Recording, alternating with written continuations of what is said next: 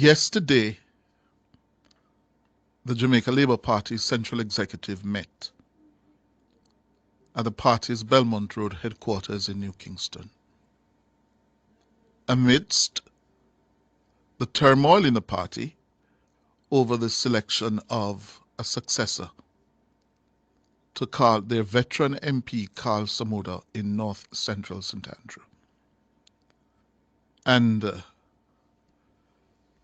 that meeting yesterday was being closely watched over this issue of North Central St. Andrew,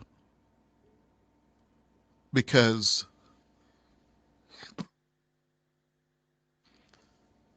a lot of tensions